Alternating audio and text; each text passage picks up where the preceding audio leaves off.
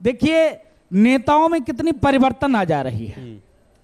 अभी तक जो लोग इस रंग से बहुत लोगों को दिक्कत होती थी, बोलते थे क्या कि एक रंग वाले से बहुत दिक्कत है, एक रंग वाले से सावधान रहने की जरूरत है।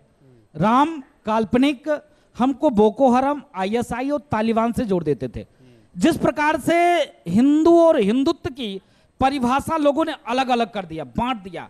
हिंदू और हिंदुत्व को अलग कभी बांटा जा ही नहीं सकता है। जिस प्रकार से इन राजनीतिक घड़ियाल आंसू रोने वाले ये राजनीतिक हिंदू, मैं तो यही कहूंगा राजनीतिक हिंदू, इसके नाते कहूंगा कि अभी तक जो लोग अयोध्या में निहत्थे राम भक्तों के ऊपर गोली चलाते थे, ठीक है, उसके बाद उन्होंने कहा कि राम जन्मभूमि मंदिर बनेगा तो मैं पिताजी सहित सब परिवार राम जन्मभूमि दर्शन करने जाऊंगा। बहुत अच्छी बात है, स्वागत है, वंदन है, अभिनंदन है, लेकिन यह भी मंथन करना पड़ेगा कि निहत्थे राम भक्तों के ऊपर गोली चलाई, उस पर भी हमको माफी मांगना पड़ेगा, नंबर 1। नंबर 2, जो लोग कहते थे तिलक तराजू और तलवार, इनको मारो जूते चार, उनको अयोध्या से राम और परशुराम की बात करना पड़ता है। तो इतना परिवर्तन, जो लोग क्या कहते थे कि नौजवान मंदिर जाते हैं लड़की छेड़ने के लिए, उनमें कितना परिवर्तन आ गया।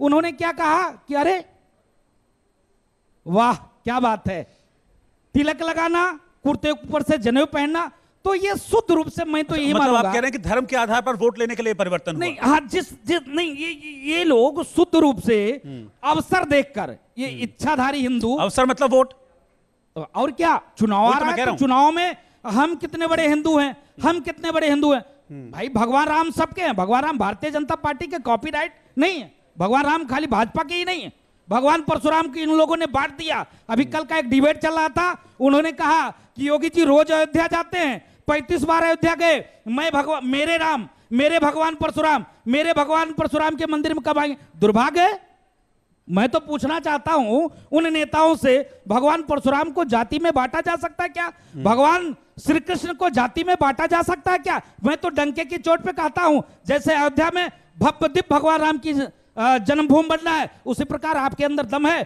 तो मथुरा में आप ऐलान कर दो ना, मथुरा में भव्य भगवान श्री कृष्ण की जन्मभूमि बनाएंगे। नहीं बोल सकते, इनको डर लग रहा है, कल जब वहां बन जाएगा तो बोलेंगे अरे ये तो मेरे भगवान है, आप कौन होते हो रोकने वाला। बहुत अच्छी बात है, भगवान किसी पार्टी के नहीं, किसी दल के नहीं, किसी मत मजहब के नहीं, भगवान पूरे हिंदुस्तान के हैं, सनातन धर्म के मानने वाले के हैं। लेकिन एक फर्क इसमें साफ करना पड़ेगा कि जिस प्रकार से चुनाव आने वाला है और चुनाव में अपने आप को परिवर्तन कोई स्वेच्छा से नहीं कर रहे हैं, धर्म के नाम पे नहीं कर रहे हैं, यह इनकी जो राजनीति है कि ये भोले भाले हिंदू जनमानस को वर्गा कर और वोट की सत्ता हथियाने के लिए ये हथियार के तौर पर इसको समाज के बीच में चला रहे हैं। ठीक है, और समाज के बीच में रख रहे हैं।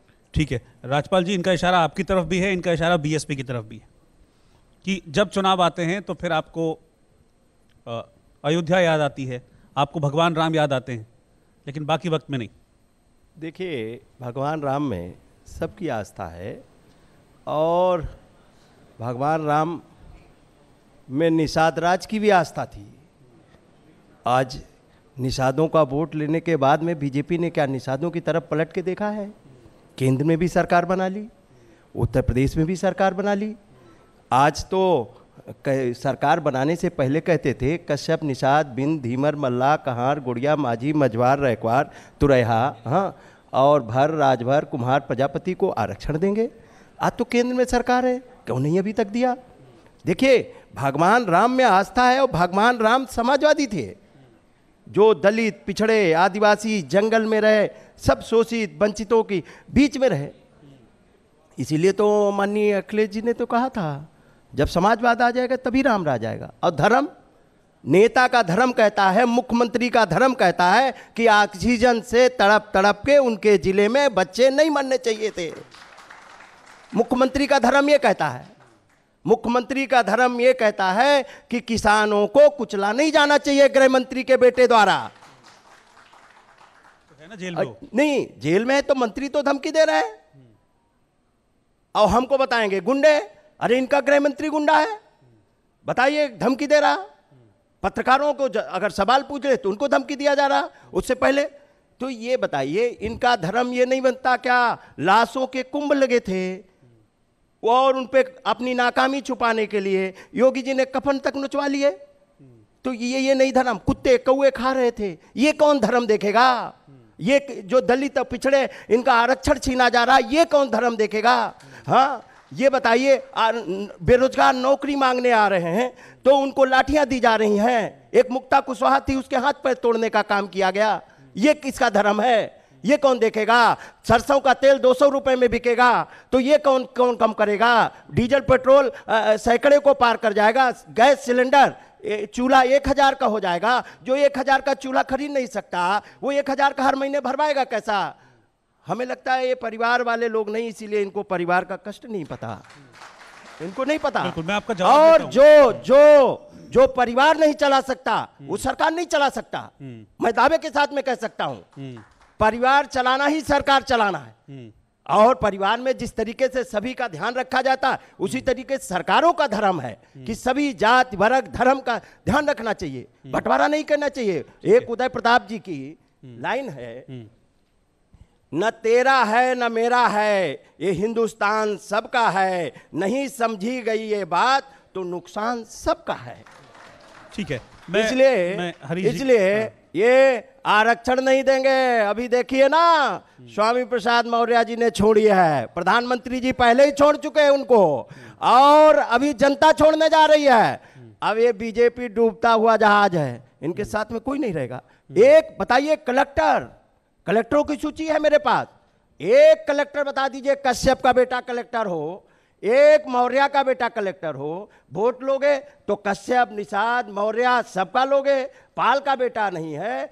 और अगर कलेक्टर बनना है तो सिंह लिखना पड़ेगा आपको, तब वो कलेक्टर बन सकता है, उसके पहले नहीं बन सकता। मेरे ये बताइए, ये बीजेपी पर आरोप लगा रहे हैं कि धर्म की राजनीति तो करते ही हैं, साथ ही धर्म और जात देख के नौकरी में भी की सूची है, नौकरी में भी धर्म और जात देखते हैं। कहाँ निषाद का बेटा कलेक्टर है, कहाँ भुर्जी का बेटा कलेक्टर है, कहाँ राठौर का बेटा कलेक्टर है, कहाँ राजभर का बेटा कलेक्टर है, कहाँ चौहान का बेटा कलेक्टर है, कहाँ कश्यप का बेटा कलेक्टर है? बताए ना, वोट लेने के लिए राजभर पार्टी से समझौता कर लिया, मौर्य से समझौता नहीं। अरे उनको बताने दीजिए। अरे भाई मेरे, आप तो बगैर परीक्षा के कलेक्टर बना रहे हो। आप तो बगैर परीक्षा के लेटरल भर्ती चालू की आपने। अरे आप तो लेटरल भर्ती चालू कर दी आपने। अरे इतनी पीड़ा क्यों हो रही है? अरे नौजवानों को नौकरी नहीं मिल रही। अरे मेरे पास वो भी है। अरे आप चिंता मत करो। देखिए, सुनिए, वो डिफेंड करने के लिए बीजेपी है, डिफेंड करने के लिए ये है। अरे भाई ये बताइए, बीजेपी डिफेंड करेगी खुद को। ये मैं एक मिनट लूंगा, एक मिनट। आप कह रहे परीक्षा दे के कलेक्टर बनते हैं। मैडम, ऐसे किसी की बात समझ में नहीं आएगी, आप लोग बैठ जाइए। वो डिफेंड करने के लिए हैं और सक्षम हैं, बीजेपी के नेता हैं, डिफेंड करने के लिए सक्षम है, वो जवाब देंगे। ये आरोप लगा रहे हैं तो वो जवाब भी देंगे, दोनों को बराबर मौका मिलेगा। क्या इनका निषाद पिछड़े और दलितों का अधिकार नहीं है क्या कलेक्टर बनने का? इनका अधिकार नहीं है क्या? अल्पसंख्यकों का अधिकार नहीं है क्या कलेक्टर बनने का? अरे तो ये लेटरल भर्ती किसने चालू की? हो गया, बताइए ना। आपका आरोप हो गया ना। ये जो लेटरल भर्ती आपने चालू की, जो गांव गरीब किसान का बेटा आप बगैर परीक्षा के IAS बनाना चाहते हो, बगैर परीक्षा के IAS बनाना चाहते हैं, ये लोकतंत्र में नहीं चलेगा। आप उद्योगपतियों को बनाना चाहते हो, उद्योगपतियों को बनाना चाहते हो कलेक्टर। सुनिए, आपने अपनी बात कह ली ना, आपने अपनी बात कह ली। अभी 2022 में जवाब मिलेगा आपको। अभी जमानतें जब्त होंगी, अभी जमानतें जब्त होंगी।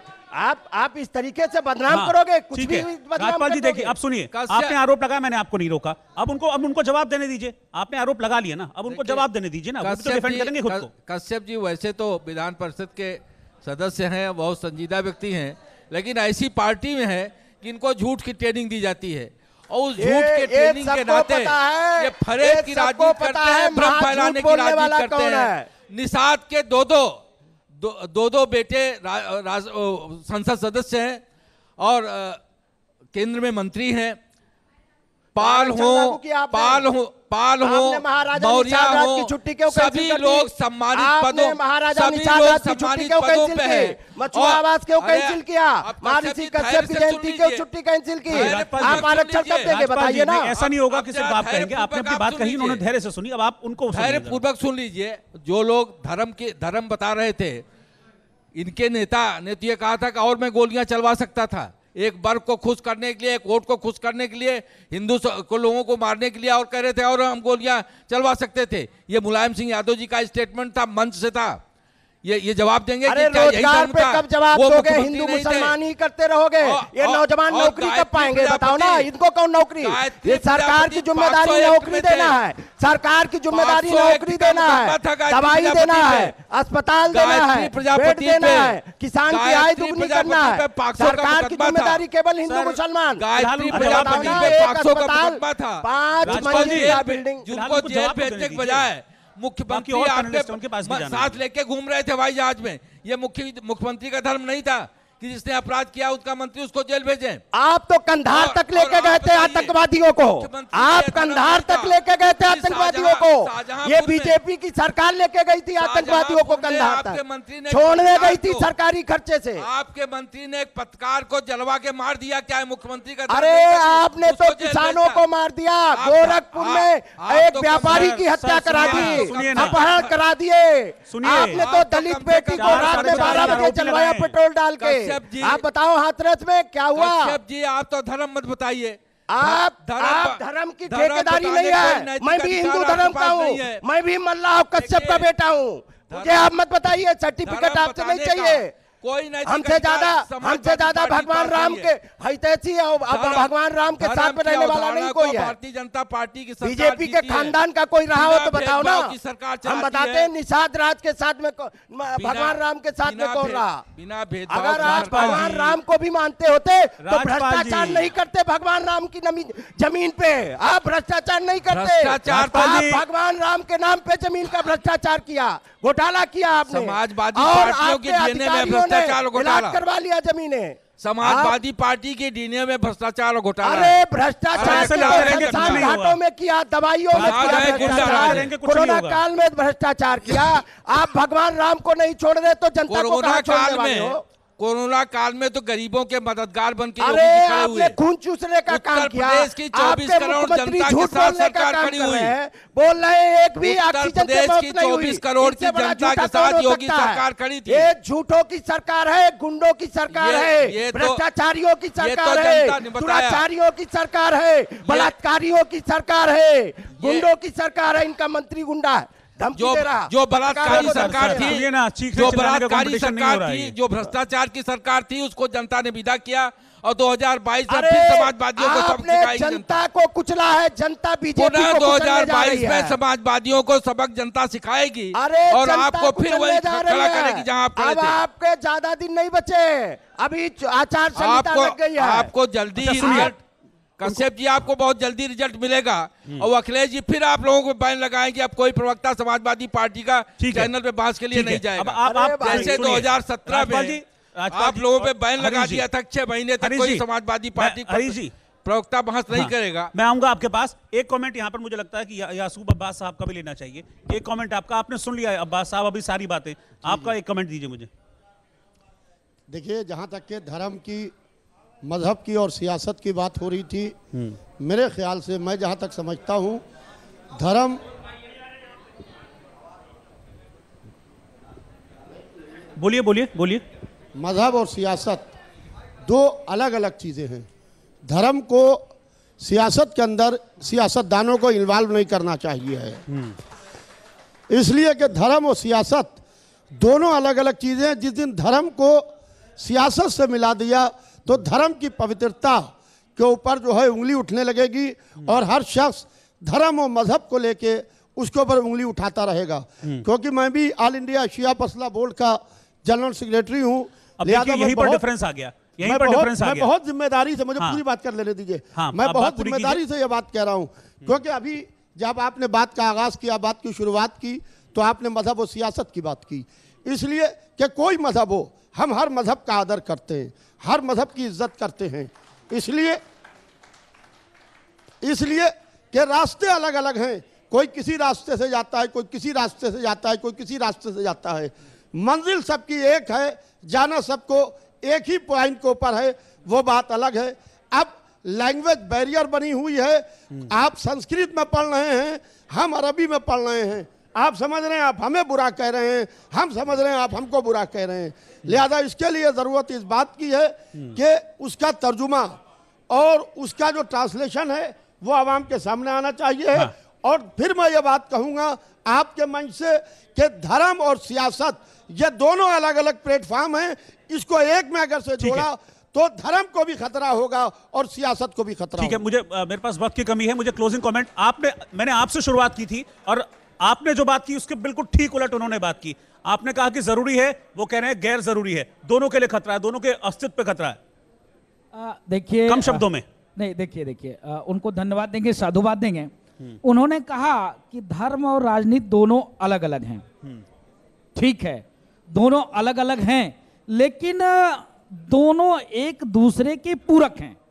जिस प्रकार से अभी इन्होंने कहा कि हम सभी धर्म की बात करते हैं, सभी की सद्भावना की बात करते हैं, आप संस्कृत में अपने भाव को रखते हो, हम अरबी में अपने भाव को रखते हैं। आप समझते हो आप हमको बुरा कह रहे हो और हम समझते हैं आप हमको बुरा कह रहे हो। लेकिन इनसे मैं सवाल करूंगा, ये अच्छे धर्मगुरु हैं, इनसे सवाल करूंगा तब कौन सी मजबूरी हो जाती है कि हमको मस्जिद से अजान करना पड़ता है कि ये मोदी और योगी आ रहा है, इनसे सावधान रहने की जरूरत है, हमको एकजुट होने की जरूरत है, हम लोग एक साथ किसी अन्य व्यक्ति की मदद करने की जरूरत है। तब ये मजबूरी वहां क्यों आ जाती है? वहां से मजबूरी जब अल्लाह का घर है, वहां इबादत खाना है, वहां इबादत होता है, वहां से सबकी भला की बात की जाती है, तब वहां ये कौन सी बात आ जाती है, कौन सी मजबूरी हो जाती है कि हमको यह कहना पड़ता है कि कहीं योगी ना आ जाए, कहीं मोदी ना आ जाए, इनसे मुझको खतरा है। योगी मोदी से किसी को भला क्या खतरा हो सकता है? इस सरकार में तो मैं समझता हूं महोदय कि 5 साल बीते हैं, 5 साल में कुछ सियासी कमियों के नाते सीए और एनआरसी पे दंगे हो सकते हैं। पिछले सरकार में 5000 से ऊपर दंगे हुए, चाहे जहां हिंदू ज्यादा हुआ वो मुसलमान को मारे, जहां मुसलमान ज्यादा हुआ हिंदू को मारे। तो इसमें तो हानि दोनों की है। तो कहने का मतलब है महोदय से कि जिस प्रकार से दोनों में सुचिता होने की जरूरत है, चाहे वो कोई राजनीतिक पार्टी हो, चाहे समाजवादी हो, बीएसपी हो, भाजपा हो, सभी की जरूरत है इसमें कि इसमें जब तक सुचिता नहीं लाई जाएगी तब तक काम नहीं चलेगा। मैं माफी के साथ आप सबको रोकना चाहूंगा क्योंकि मेरे पास समय इतना ही था, आप सबने वक्त दिया और बैठे। 10 सेकंड में कह लीजिए, बस 10 सेकंड में, 10 सेकंड बस। मैं अपनी बात ये पूरी करना चाहता हूं कि जहां को बात धर्म और सियासत की मैंने बात की, जो लोग मस्जिद से ये बात करते हैं कि मोदी और योगी, मैं उन लोगों का भी विरोध करता हूं, इसलिए कि इस्लाम मजहब तालिबानी मानसिकता को पसंद नहीं करता है। लिहाजा हम हिंदुस्तान में औरंगजेब का राज नहीं चलने देंगे, हम उसके भी विरोध में हैं और जो लोग मजहब को लेकर सियासत के अंदर आते हैं उसके भी विरोध में। 30 सेकंड आपके हरीश जी। भारतीय जनता पार्टी, इतना टाइम आपको दूंगा। सर्वे भवन्तु सुखिनः, सर्वे सन्तु निरामया, सर्वे भद्राणि पश्यन्तु मा कश्चित् दुर्भाग् भवेत्। इसको साकार करने के लिए निरंतर अहर्निश मोदी और योगी सरकार ने काम किया है और उसका परिणाम भी है कि जितनी भी लोक कल्याणकारी योजनाएं हैं केंद्र और प्रदेश की, उनका बिना भेदभाव के सबको उसका सम्यक रूप से, समान रूप से सबको उसका लाभ मिला है और जन जन के हित के लिए सरकार ने काम किया। 30 सेकंड बस, 30 सेकंड। देखिए, बीजेपी को बौखलाहट है, पूर्ण और प्रचंड बहुमत के साथ में माननीय अखिलेश यादव जी आने जा रहे हैं उत्तर प्रदेश में, इसलिए बौखलाहट है। और ना इन्होंने जाति जनगणना कराई, ना निषादों का वोट लूटने के बाद में, पिछड़े और दलितों का वोट लूटने के बाद उनके हक अधिकार पे डकैती डालने का काम किया है। और इनको इस बार जनता सबक सिखाएगी। किसानों को खतरा है इनके सांडों से। बताइए किस तरीके से किसानों की फसल चरी जा रही, मुआवजा तक नहीं दे पा रहे। मुझे इतनी इजाजत दे रहा है वक्त। आप सबका बहुत बहुत शुक्रिया, आप हमारे साथ जुड़े, इस मंच पर शामिल हुए, बहुत बहुत शुक्रिया। Thank you very much. For more such videos, subscribe to the NewsX YouTube channel, hit the bell icon.